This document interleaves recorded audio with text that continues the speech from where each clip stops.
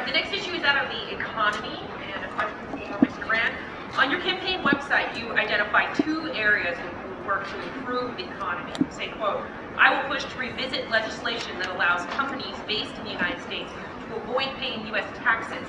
I will also push for trade deals that are not only fair for American workers, but also export our nation's long-held values of justice and fairness in the workplace along with our products. Could you provide some more details about these types of initiatives? Sure. First of all, I have all of organized labor that is behind me, and although I haven't participated in organized labor, I believe they're necessary, especially at this time in our history. I believe that organized labor gave us the gift to the rest of the world, which is the middle class. You know, a middle class that has disposable income can pay for these things. And every time when discussions come up, like raising minimum wage or any of the benefits, what do you hear from the other side? You hear, oh, it's too expensive, the goods will be too high, we can't afford it. Well, when I talked to Larry Elder, the talk radio show, once offline, and we got into this discussion, I showed him newspaper articles from the late 20s that said, we can't have child labor laws. Look what it'll do to the prices of goods. In the 30s, we can't have the 6-day work week. Look what it'll do. Well, now we have these free trade agreements, and we have all these jobs being outsourced. And people say, well, that's free enterprise, like they worship it, like it's a form of government.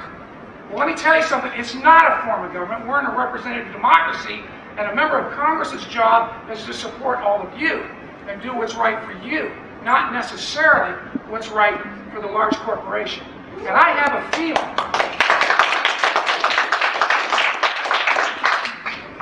feeling that a lot of members of Congress haven't even read NAFTA or the WTO. Because when you read them and you see how much of our sovereignty we've given up, it's beyond belief that they would sign that thing. And the way I understand it, and I'm not a lawyer, that China could take over our utilities here if they could do it at a lower cost. That's my understanding from reading that. And the tariffs, and I told Larry Elder this, the tariffs is something that Alexander Hamilton argued for. It was part of the Constitution because it was part of our responsibility to protect our workforce, to protect our markets here. And so I believe strongly in this. And my energy policy, when I want to go after the energy plan, it would create 3 million high-paying jobs and bring manufacturing back to the United States. And for national security reasons, I want to make sure that those jobs can't be outsourced. You know, what have we gained when you can go to Walmart and buy something for $1 less, but you lose your job? You know, or the wages keep going down and down and down because they're outsourcing the job. We've gone nowhere. And I think we need somebody, as I said in my opening statement, that will stand up for American independence, that will help us and our people. We talk about all of the college students wanting to get high-paying jobs right now. This should be of big interest to you. And these free trade agreements are not in our best interest. It's not anybody's best interest but the large corporations. They are simply, they don't have any loyalty to the United States. They just view us as another market. If they can make $1 more a unit in China, that's what they'll do. And they have control of Congress because of the way campaigns are financed, and they keep pushing these laws. And on my website, when I talked about taking away tax breaks for outsourcing jobs, absolutely I stand behind that. And I want them all gone. And that's right.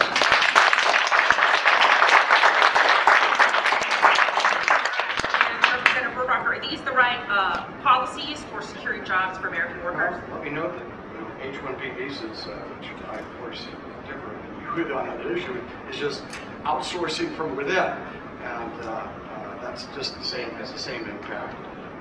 And by the way, I oppose H-1B visas, obviously.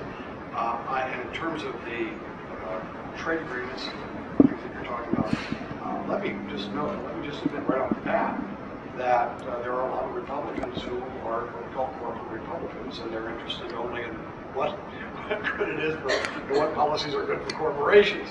But you're not running against one of those Republicans. And for example, I led the fight over the years against most favored nations status with China, which is what you brought up in your speech, and that is something I spent a considerable time and effort working with Democrats as well as other Republicans to try to defeat.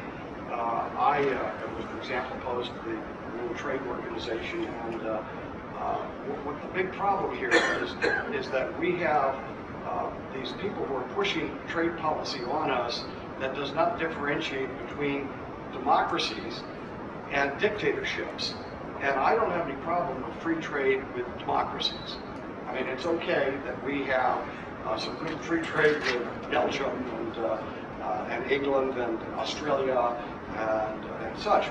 But I have a big problem in dealing with free trade, giving free trade status to China, to Vietnam, to Burma, and to dictatorships. And I think that's where I would differentiate there. I think the trade between Australia and the United States, I voted for that free trade agreement, is a good thing. But certainly what you said about China is not what I agree with, and I voted hard against that. Now, in terms of, let's just remember this, because I'm not a corporate Republican doesn't mean that I'm anti-corporate. It's just that I think that what we have to do is make sure that our government policies benefit the American people as a whole. I think that's one of the reasons why I haven't had the success on fighting illegal immigration. That's been one of my number one issues. And corporate America benefits from illegal immigration. It bids down people's wages. I don't want people's wages to be high. I want to get control of that. And there's nothing the union movement's going to do to make up for this pressure that 20 million illegals have put on wages in our country. So I certainly, however, that does not mean that we want to tax our corporations to death. We've got to make sure that they are prosperous and can compete. For example, there are some proposals to tax our corporations for what they do overseas.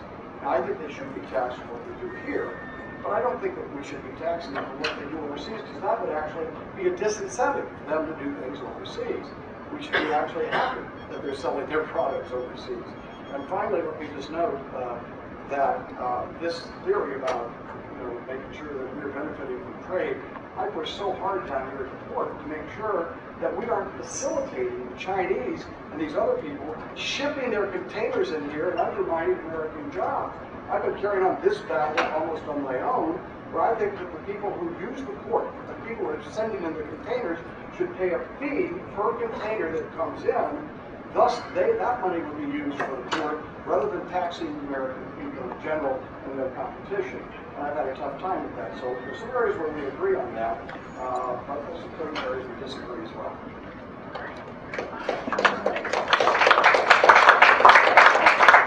First of all, I supported you when you had your container fee a couple of years ago when that came up. I wish you had a little more influence over your Republican friends to make that happen. I see, when we're talking about the large corporations, I am very definitely pro-business. I'm a businessman myself. But I make a distinction between somebody that mortgages their home to start their business.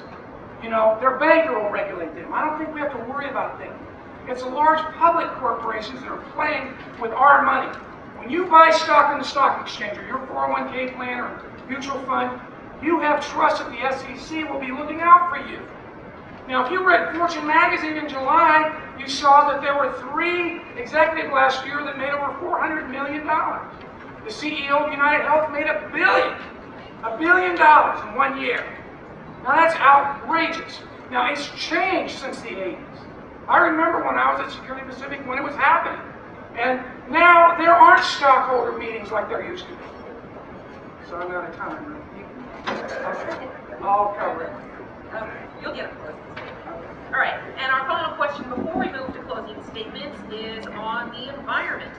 And campaign literature for both candidates condemns America's dependence on foreign oil, but some are concerned about America's dependence on any oil. And to Congressman Rohrabacher, what policies have you supported or would consider supporting to address carbon emissions and climate change? And carbon emissions and climate change. Well, let me note that having been a student here at Long Beach State, and I remember taking my first geology class at Harvard Junior College, and one of the things we studied was all of the time periods in which there was climate change on the Earth.